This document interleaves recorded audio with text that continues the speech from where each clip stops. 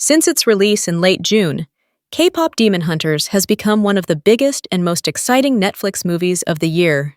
Building upon the growing global buzz of K-pop, the animated movie blends the hallmarks of musical fandom with a thrilling fantasy story, serving up a blast of summer fun. K-pop Demon Hunters centers on Rumi, Zoe, and Mira, the three members of the girl group Hunter X, who moonlight as demon-battling warriors. Their goal of protecting the whole world by creating a magical barrier known as the Hanmoon gets way more complicated when a hot new boy band, comprised entirely of beautiful demons, enters the scene. Armed with a glowing 96% Rotten Tomatoes score, the movie, directed by Maggie Kang and Chris Applehands, has become a bona fide sensation. Even now, nearly a month after its release, K-pop Demon Hunters remains on the Netflix Daily Top 10 Movies chart, and has so far spent 4 weeks on the global top 10. As of July 15th, K-pop Demon Hunters was the #1 English-language movie on Netflix globally for the week of July 7th through July 13th, pulling in 24.2 million views and 40.4 hours viewed. Netflix releases many original movies throughout the year, but though 2025 is only halfway through, there's little question that K-pop Demon Hunters is one of the streamer's strongest releases of the year. There are a number of reasons why this movie has become the unexpected success that it is. Hailing from Sony Pictures Animation, K-pop Demon Hunters features beautiful visuals and a vibrant animation style. As the movie's trailer proclaims, this is the studio that worked on the Spider-Verse movies, which feature perhaps the most exciting kind of animation seen in movies today.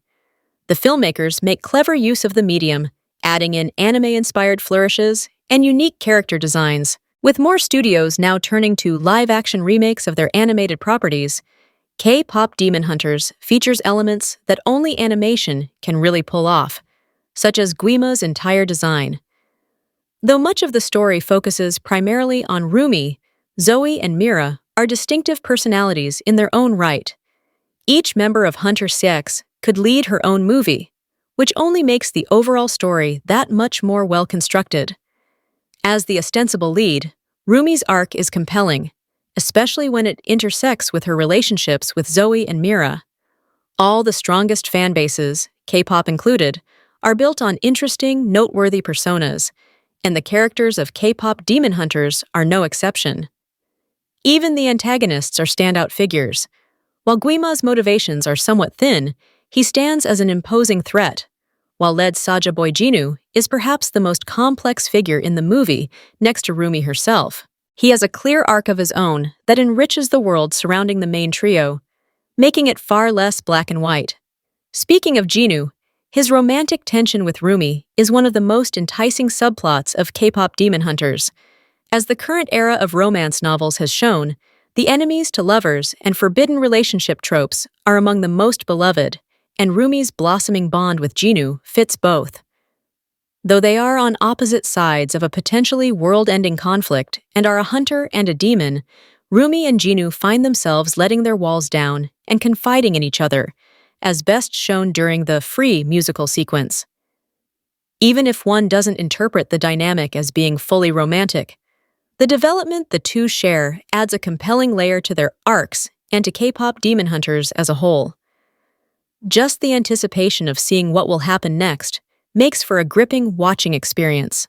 From the high-flying opening sequence to the climactic battle for the fate of the world, K-pop Demon Hunters has no shortage of fun action scenes. Rumi, Zoe, and Mira all have their own signature weapons, and they have ample opportunities to pull them out. This is where the animation really gets to pop, since the hunters are often pulling off stylized moves while battling grotesque demons. With these scenes often set to Hunter X's various songs, they're structured almost like music videos, making them even more visually engaging. Major spoilers won't be divulged here in case you haven't watched yet and are looking for reasons why you should. But it's fair to say that K-pop Demon Hunters has quite a few tricks up its sleeve.